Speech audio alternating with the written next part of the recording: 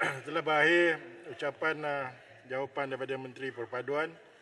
Berikutannya, saya persilakan Menteri Kementerian Perdagangan Dalam Negeri dan Kos Sara Hidup. Silakan. Bismillahirrahmanirrahim. Datuk Yang Bertuah, saya mengucapkan terima kasih kepada ahli-ahli yang berhormat yang mengambil bahagian dalam perbahasan belanjawan negara yang menyentuh tentang Kementerian Perdagangan Dalam Negeri dan Kos Sara Hidup KPDN.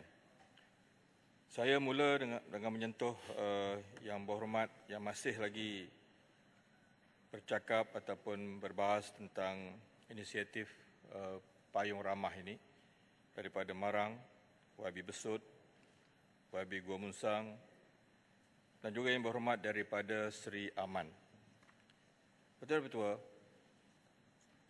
saya tak nak panjanglah menu ramah ini sebab telah saya ulas secara tuntas dalam perbahasan titah diraja yang lalu. Dan di sepanjang sebulan ini, alhamdulillah setakat ini ada 1,193 premis dari rakyat yang menjual di bawah pokok sehinggalah kepada gerai-gerai, restoran dan juga outlets di tempat-tempat yang mewah. Dan pada tengah hari tadi, yang terakhir saya telah setakat tadi sebuah pusat makanan segera iaitu McDonald's juga telah menawarkan menu ramah ini yang mana mereka mempunyai lebih kurang 380 premis seluruh negara. Dan juga nama-nama yang besar seperti Burger King, McDonald's, KFC akan lancar awal Ramadan ini. Kemudian Mary Brown, Old Town White Coffee dan kios-kios di sepanjang R&R Utara Selatan pun telah menawarkan menu ramah ini. Di samping saya juga telah mendapati bahawa jualan ramah juga telah hampir dilakukan di semua hypermarkets utama dalam negara kita seperti Econsafe, Lotus, Ion Big, NSK, KK Mart dan juga Samasum yang juga di Terengganu telah menyertai jualan ramah ini. Manakala program insya-Allah pakej ramah juga telah dapat kita adakan di mana barang-barang keperluan asas rakyat paling kurang 12 items itu dapat dibeli dengan harga yang menjimatkan dan sekiranya dihitung penjimatannya, seorang rakyat akan dapat menyimpan dan berjimat antara RM20 hingga RM24 sekali berbelanja. Ini sudah barang pasti dapat membantu rakyat dalam mendepani kos sara hidup yang semakin mencabar. InsyaAllah, Datuk Yang Bertuah, selepas Hari Raya Puasa ini, Kafe Rahmah juga akan dapat bertapak di IPTA kita yang kita cadangkan akan dapat diadakan di Lembah Kelang ini. InsyaAllah. Saya pergi pula kepada YB Tenggara. Untuk makluman ahli yang berhormat, Kementerian telah melaksanakan inisiatif program franchise makro dan franchise mampu milik, di mana pakej franchise makro ini adalah bernilai RM50,000, manakala pakej mampu milik adalah RM100,000. Inisiatif ini adalah bertujuan meningkatkan penyertaan golongan B40 dan M40 dalam dunia perniagaan selain memberi peluang kepada penambahan pendapatan rakyat.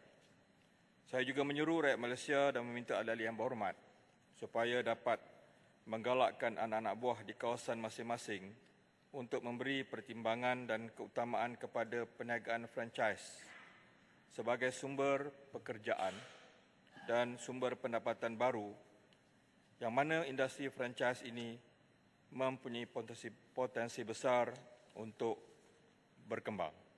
Dan kita juga telah facilitate beberapa pemain-pemain franchise ini untuk membuka bisnes mereka di luar negara, di antaranya di Australia, di Turki dan juga di United Kingdom, dan banyak lagi tempat-tempat yang kerajaan melalui KPDN akan membantu supaya mereka menjadi usahawan yang berjaya. Port Dickson telah banyak memberikan pandangan-pandangan tentang bagaimana corak perbelanjaan pengguna, dan saya rasa Port Dickson, Yang Berhormat Port Dickson ini yang juga sebagai Menteri Besar Negeri Sembilan, beliau arif tentang supply chain, tentang the whole value chain, yang beliau hanya memberikan beberapa pandangan yang konstruktif supaya kita bersama-sama dapat mendidik rakyat untuk menjadi pengguna yang bijak. Di samping kerajaan terus berusaha untuk memberikan yang terbaik, di samping kita juga akan menggunakan keseluruhan peruntukan dalam belanjawan. Sebagai contoh, dalam bakul rahmah saja, di setiap kementerian, kerajaan memperuntukkan hampir 8 bilion ringgit Malaysia. Dalam Kementerian KPDN, kita mendapat lebih kurang 100 juta untuk melancarkan jualan rahmah di seluruh kawasan parlimen, dan ini akan kita adakan libat urus dengan semua ahli parlimen tanpa mengira daripada parti mana, dan juga IPR yang diperuntukkan walaupun di bawah Kementerian Ekonomi, tetapi usaha untuk kita memberikan pendapatan kepada golongan miskin tegar ini adalah perlu. Di samping kita memberikan ikan, kita juga harus memberikan mereka pancing supaya satu hari besok kita dapat, insya-Allah, golongan miskin tegar ini dapat menikmati pendapatan dan mereka tidak selama-lamanya hidup dalam kumpulan miskin tegar. Maka dengan itu saya... Menteri, mohon mencelah sikit. Ampang. Saya habiskan. Sikit, saya habiskan. Dalam kita menyahut apa yang dicadangkan oleh Yang Berhormat Port Dickson ini, saya mengharapkan semua inisiatif ini akan dapat kita lakukan dengan kolaborasi juga dengan beberapa kementerian-kementerian yang lain. Kita harus sedar dengan izin the whole nation approach ini sangat perlu, Datuk Yang Pertua, supaya kita tidak lagi dalam kerangka lama, paradigma lama, menganggap satu kementerian itu boleh menyelesaikan semua masalah. Maka kolaborasi di antara KPDN dengan kementerian-kementerian yang lain telah pun diadakan, sebagai contoh dengan Kementerian Pertanian, MAS, dengan Ekonomi, dengan KPKT, dengan Kementerian Pengajian Tinggi, Kementerian Pelajaran dan semua yang lain, supaya kita dapat memastikan konsep payung ramah itu akan dapat menerjah dan juga meresapi semua golongan agar mereka dapat dibantu bagi mereka meringankan dalam isu mendepani kos sara hidup. Sila Ampang. Terima kasih Menteri. Saya dalam apa yang telah Menteri sebutkan daripada awal tadi, saya betul tertarik bukan saja dalam konsep rahmah yang disebut. Saya tertarik dengan sentuhan Menteri tentang isu franchise tadi. Ya? Kalau kita lihat franchise ni satu kaedah, salah satu kaedah dalam keusahawanan yang selalunya kita lihat ianya melibatkan perbelanjaan yang besar ataupun modal yang besar. Jadi bagaimanakah sebenarnya ataupun pandangan Yang Berhormat Menteri, adakah kita boleh mampu untuk buat satu program franchise yang murah ataupun mampu diceburi oleh anak-anak muda ataupun wanita untuk memastikan kelangsungan ataupun isu perniagaan ini dapat dibuat ataupun satu model perniagaan baru, franchise mampu milik yang sebenarnya dia akan menghidupkan lagi satu segmen masyarakat yang boleh dikembangkan di dalam perniagaan ini. Sebab selalu kalau kita tengok franchise ni dia amat-amat mahal. Dia tak dapat nak diceburi kecuali bagi mereka yang punya modal yang besar. Jadi saya tertarik dengan apa yang Muhammad Menteri sebut tadi. Boleh tak yang Muhammad Menteri perjelaskan lebih terperinci dengan perkara ini. Terima kasih. Kuala Kerau, Menteri. Terima Sikit. Siap. Wandin. Lepas ni. Okey. Saya bagi Kuala Kerau. Terima kasih Yang Berhormat Ampang yang ingin saya menjelaskan dengan lebih jelas tentang program franchise ini. Sememangnya saya faham untuk kita turut serta dalam franchise yang telah orang kata establish. Ya. Banyak dalam negara kita ini, Starbucks, mungkin Coffee Bean, ialah KFC dan seumpamanya itu adalah memerlukan kepada usahawan yang mungkin telah ada pengalaman dan kemudian ada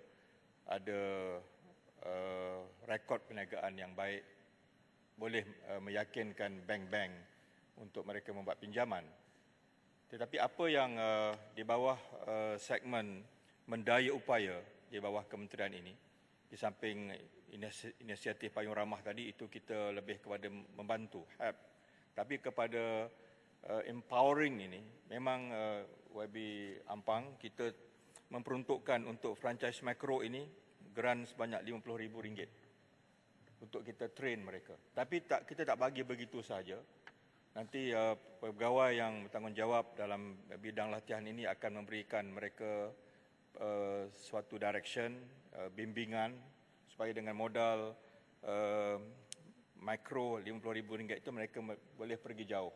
Dan juga yang telah mampu, kita berikan pula package mampu milik, iaitulah RM100,000. Jadi semakin mereka berpengalaman, semakin mereka telah secara perlahan dapat mereka menarujui bisnes mereka ini, maka kita tambah peruntukan kepada mereka. Ini cara kita di KPDN yang kita telah usahakan. Di samping KUSKOP, Kementerian Wanita pun ada program usahawan, Kementerian Luar Bandar juga ada program usahawannya sendiri, tapi dengan model franchise ini yang ada pada KPDN ini, inilah yang kita telah mampu buat setakat ini. Saya bagi Kuala Kerau dulu, baru Arau. Ya, terima kasih. Terima kasih Yang Berhormat Menteri. Saya cuma untuk melontarkan satu idea kalau boleh. Adakah di sudut kementerian untuk berkolaborasi dengan agensi-agensi agama yang contohnya zakat ataupun agensi di bawah Jabatan Menteri Agama, YAPIM dan sebagainya, untuk mewujudkan suatu contohnya pasaraya yang secara keseluruhan dengan konsep keseluruhan itu akan menurunkan terus di atas konsep membantu di atas zakat itu sendiri. Minta ulasan. Terima kasih Menteri. Ya, terima kasih. Jawapan Yang Berhormat itu membolehkan Kementerian Yang Berhormat kami takkan cadang potong RM10 sebab Yang Berhormat telah bagi jawapan yang cukup baik. Tapi beberapa kementerian saya nak isytiharkan saya akan potong RM10, akan bawa usul. Sebab jawab di Parlimen kelang kabut. Ya. Jadi Yang Berhormat, sekarang ni franchise ni mengikut mereka yang daftar kat Kementerian Yang Berhormat. Saya tengok ada beberapa perniagaan yang sewajarnya dijadikan franchise tapi dia orang tak datang jumpa kementerian.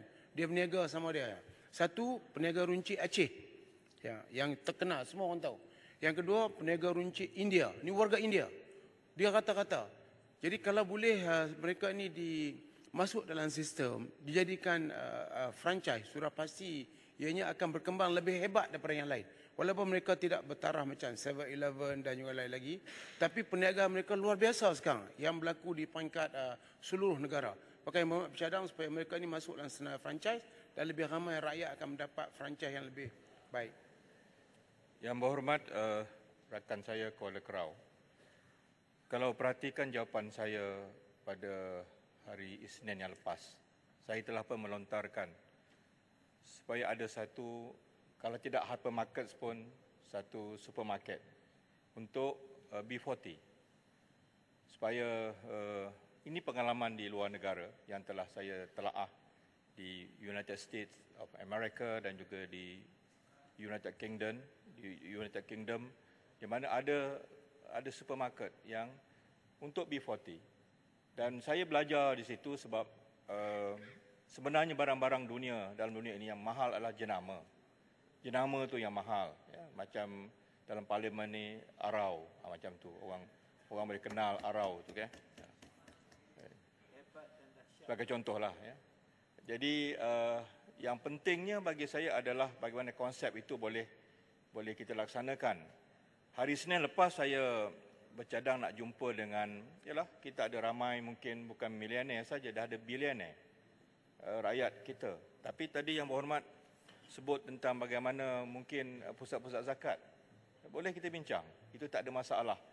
Sekiranya, tapi zakat ni ada asnafnya. Ya. Bagaimana nak disalurkan itu, kita memerlukan pandangan pakar. Jadi idea itu bagus dan saya rasa dengan konsep itu kita boleh bangunkan bagaimana kita boleh keluarkan golongan miskin tegar ini yang kita tak mahu mereka selama-lamanya duduk dalam kerangka itu.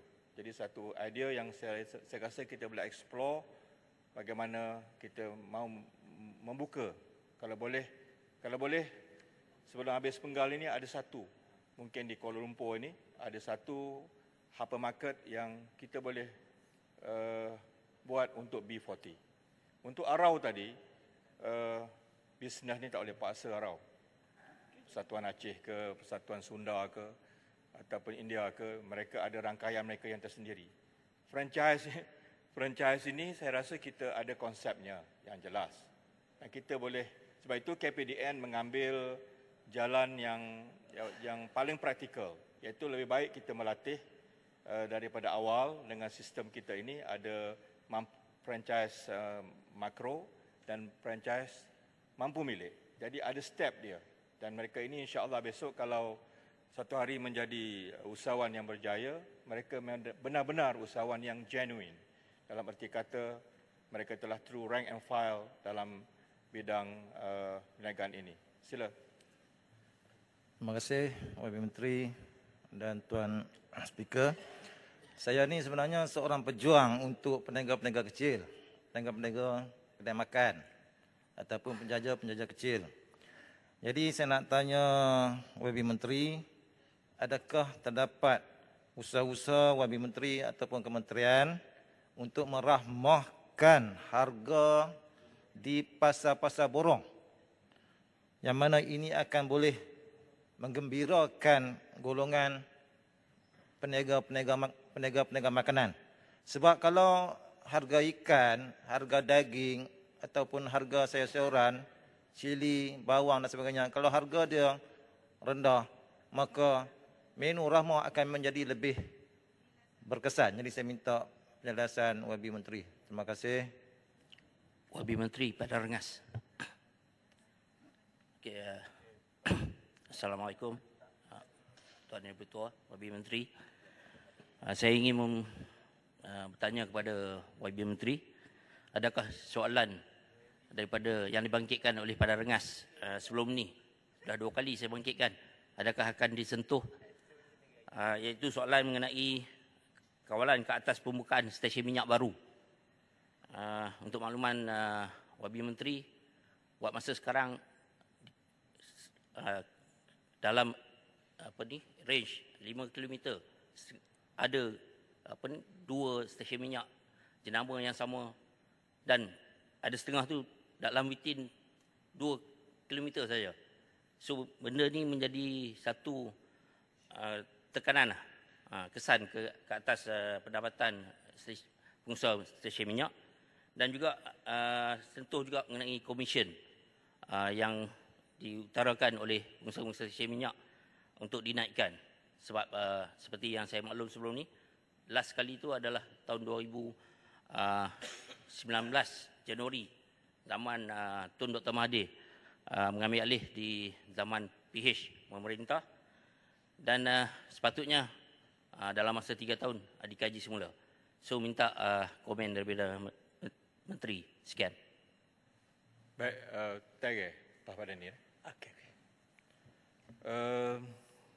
Yang berhormat daripada Kanga, saya faham jiwa pejuang tu untuk kita tolong semua peniaga-peniaga kecil ini.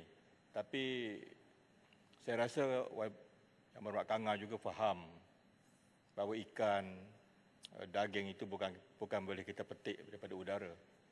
Kalau boleh petik macam tu aja, boleh senang kita kawal harga. Dia terbabit ataupun dia dalam keadaan kita harus faham rantaian bekalan, supply chain. Maka di sinilah kolaborasi KPDN dengan MAFS, ya.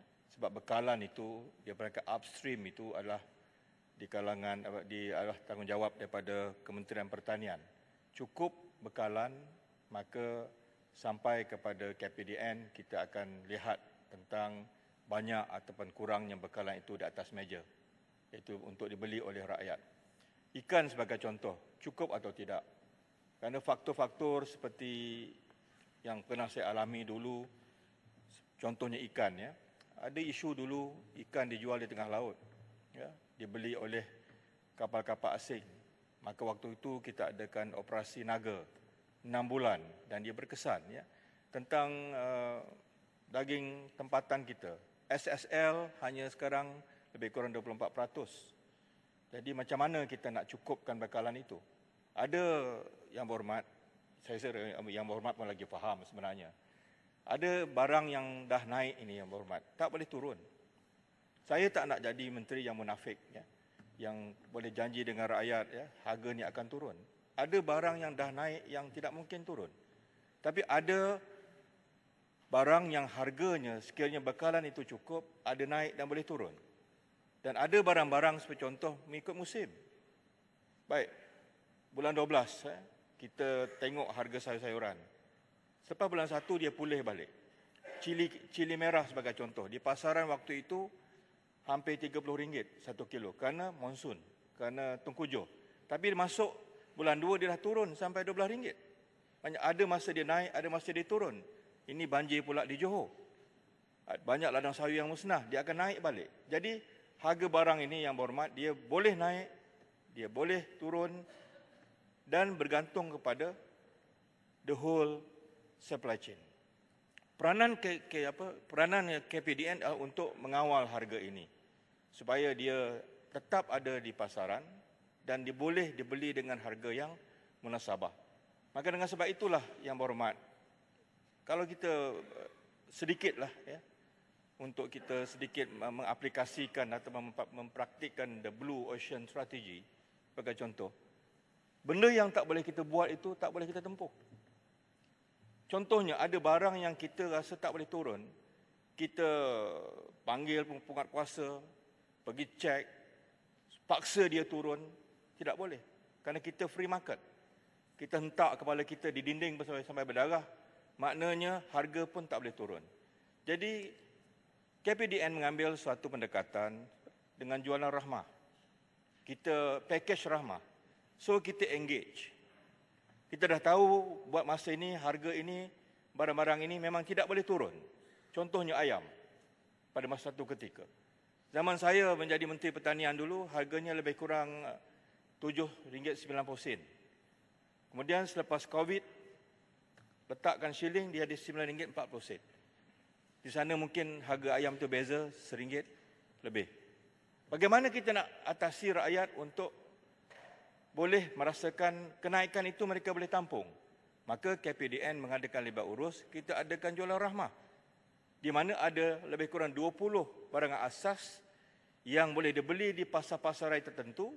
Yang saya dah sebut tadi, penjimatannya antara RM20 hingga RM24. Jadi dia jimat bila memberikan barang asas itu boleh menampung kenaikan harga RM1 pada ayam contohnya. Jadi itu cara yang berhormat kita cuba atasi perkara ini dengan kita terus melihat tentang rantaian bekalan itu. Kalau dia sempurna, kalau dia cukup, dia cukuplah. MAF telah memberikan jaminan sebagai contoh dalam masa beberapa bulan lagi keseluruhan bekalan telur akan cukup. Itu adalah satu fakta ataupun laporan yang telah kita dapat daripada MAF. Ayam sebagai contoh telah hampir sepenuhnya pulih. Kecuali kalau ada berlaku sesama burung yang mungkin akan mengganggu balik supply chain itu. Untuk menjawab minta laluan sikit boleh. Arau ke tadi? Pada rengas tadi tentang komisen minyak ataupun destinasi ataupun jarak antara kilometer, ada jawapan yang telah saya susun. Ya. InsyaAllah saya akan datang pada rengas. Ya, insyaAllah. Ya. Ke kanda saya bagi janji dah tak boleh. Ketua dulu. Okey, silakan. Takut dia tembak ambon. Sorry Kak lah. Tak ke? Assalamualaikum. Terima kasih Timbalan Yang Dipertua. Terima kasih Yang Berhormat Menteri. Saya cuma nak minta pandangan lah, komen lah sikit. Ini berkenaan dengan kedai runcit yang diusahakan oleh masyarakat Pakistan. Kalau pergi di Kelantan sekarang ni, terutama di kawasan Ketereh, kedai runcit tu dikuasai oleh Pakistan, orang Pakistan. Jadi kalau pergi dah 200 meter ada, 300 meter ada kedai runcit tu. Saya bertanya pada dia macam mana boleh usahakan kedai runcit ni. Kerana bila orang Melayu nak buka kedai runcit, memang kalah dengan Pakistan ni. Jadi saya tak tahu aktiviti apa dia buat. Tetapi dia ni kahwin dengan orang tua untuk mendapatkan penduduk tetap. Dia kahwin dengan orang tua. Setengah tu kahwin dengan orang umur 70. Perempuan umur 70, lelaki Pakistan ni umur baru 30. Kadang-kadang 20 lebih. Jadi apabila dia kahwin, dia duduk di kedai tu. Duduk di kedai tu dipanggil lagi kawan-kawan dia datang apa semua sekali. Jadi kalau saya fikir, macam mana dia boleh hidup macam ini? Kemudian rangkaian dia tu saya perhati sekarang ni, sebab benda ni saya baru kesal sebab saya baru bersara. Bila saya balik hari tu, saya tengok Pakistan ramai kat kampung. Jadi dia dah buat meniaga sampai ke dalam kampung. Dia beli kata emas. Emas tu harga kata 1,000 lah atau 500. Dia akan pergi collect dengan pekerja-pekerja di restoran ni. Cuma orang Melayu lah, orang perempuan. RM50 sebulan ke apa ke. Tapi nilai dia tu jauh 2 kali ganda lagi ni, lagi besar. Jadi persoalannya sekarang ni, yang setengah tu kahwin dengan orang Bacuk, pergi meniaga di Ketereh. Sepatutnya kalau ikut saya tanya immigration, macam mana dia boleh, sepatutnya di kawasan Bacuk aja dia pergi. Jadi saya minta komen daripada Yang Berhormat Menteri. Macam mana cara kita nak menyelesaikan masalah ni lah. Kerana peniaga runcit kita memang tak boleh buka. Kalah dengan Pakistan ni. Terima kasih. Terima kasih Yang Berhormat Menteri, terima kasih Ketua. Saya sikit je.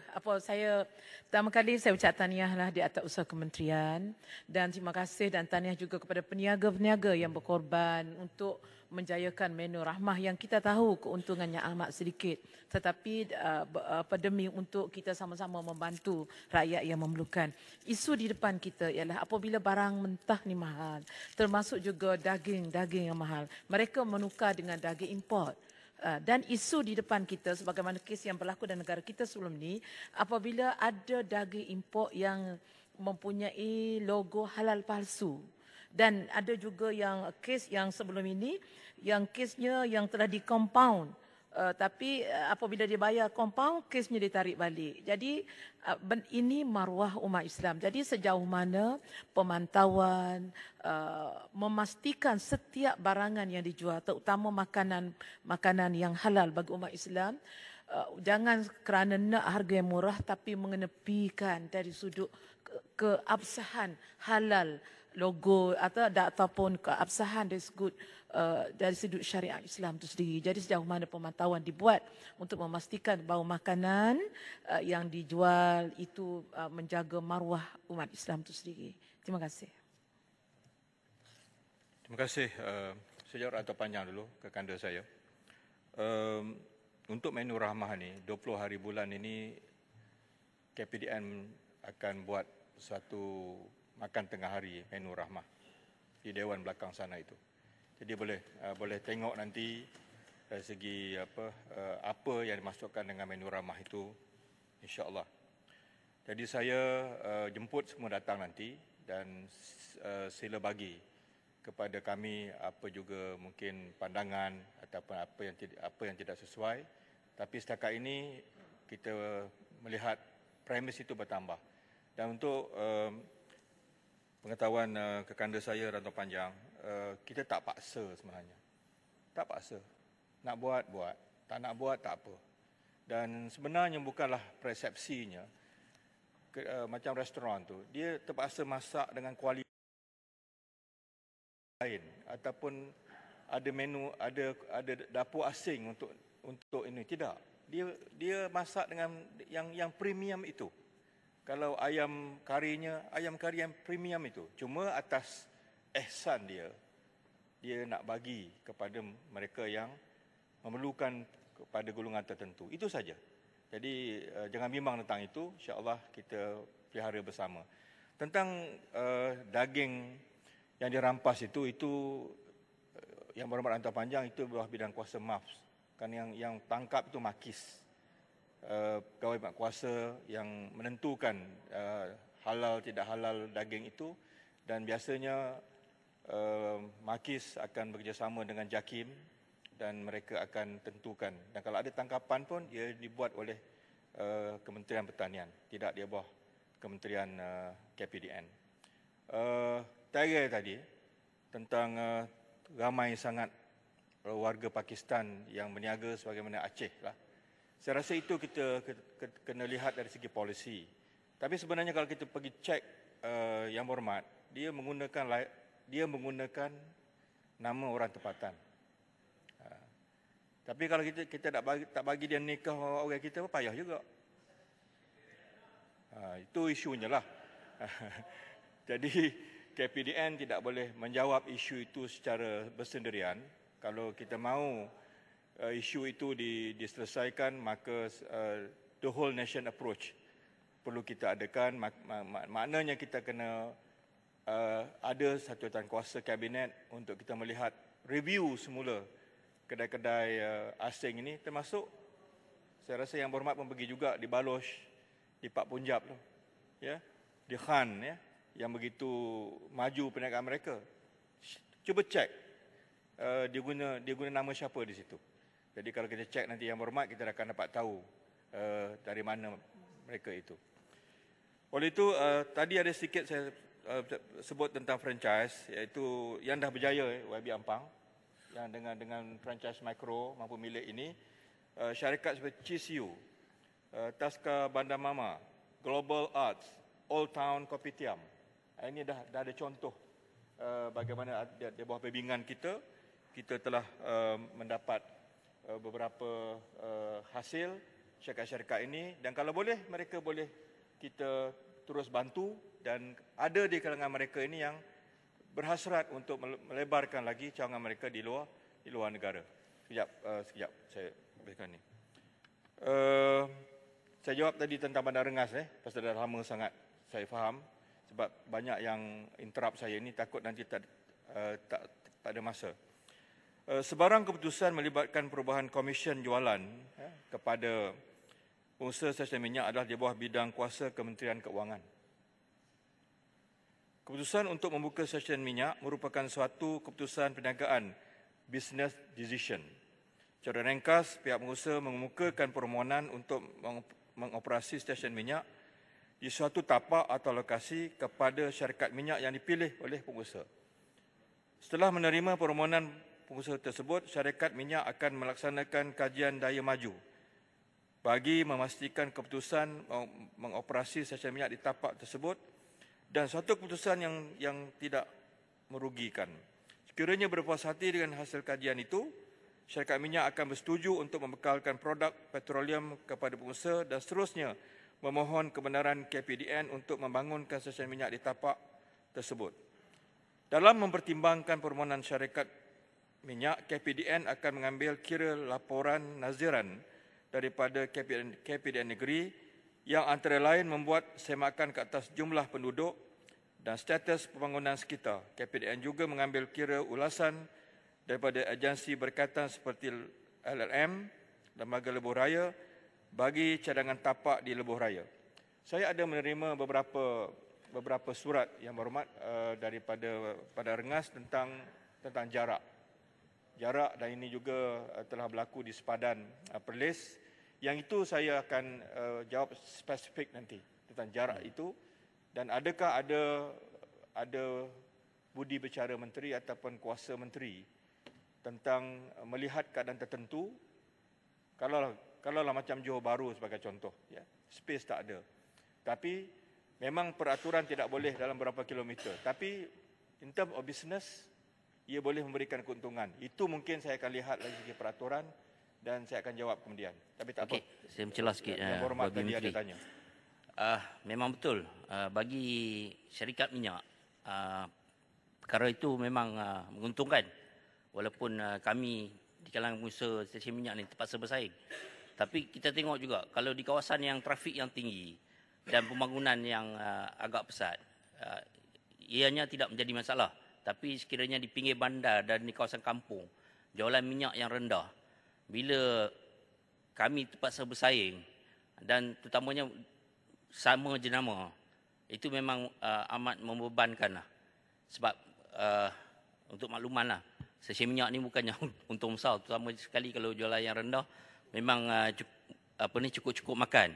So kalau kata dengan pembukaan stesen minyak tanpa kawalan, sebenarnya di Kementerian Perdagangan Dalam Negeri yang mengisyukan lesen PDA.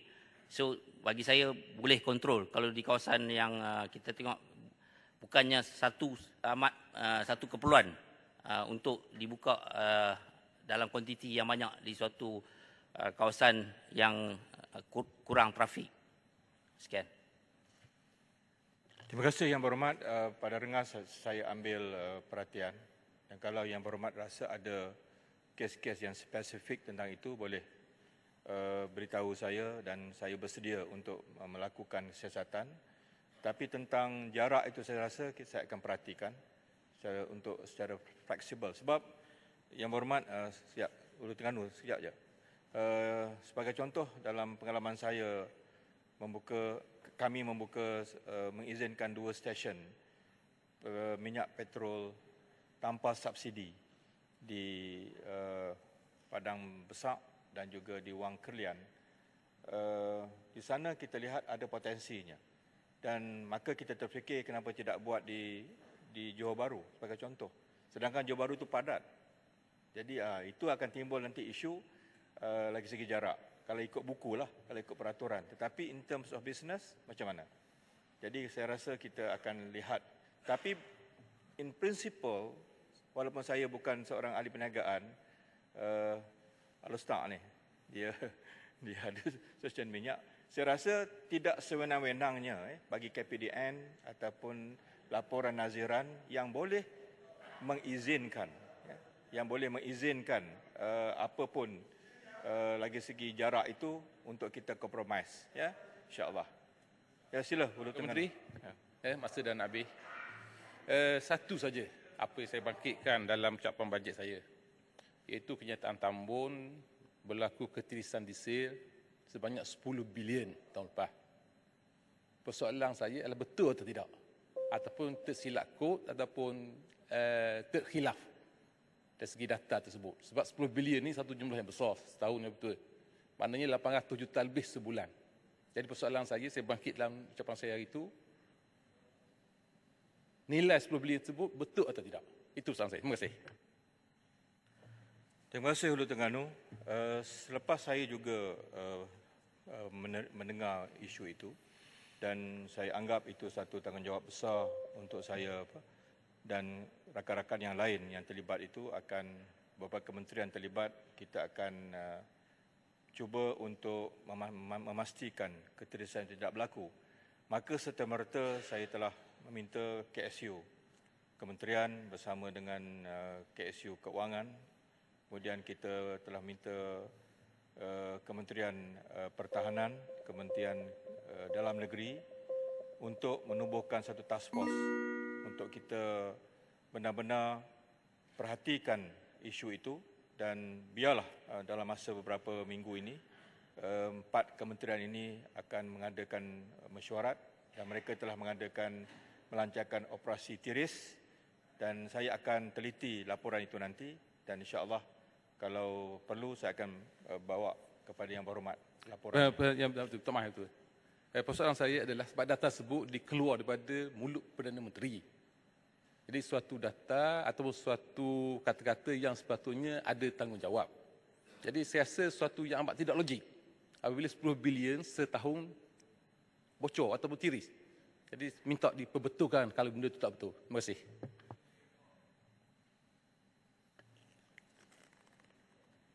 Saya jawab tadi, kalau nanti laporan itu sampai kepada saya, barulah saya tahu jawapannya. Izinkan task force itu untuk mereka melakukan siasatan. Kemudian yang berhormat Menteri boleh mengulung, dan mana jawapan yang tak dijawab dalam Dewan secara bertulis.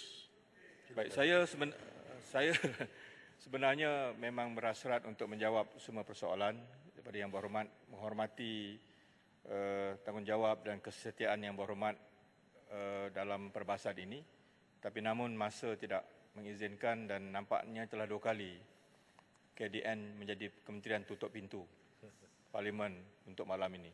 Jadi yang lain itu saya akan jawab secara bertulis, dan saya ucapkan terima kasih di atas perbahasan, dan saya anggap semua yang dibincang malam ini penting, dan insya-Allah doakan KPDN akan dapat menjalankan tanggungjawab untuk kita semua.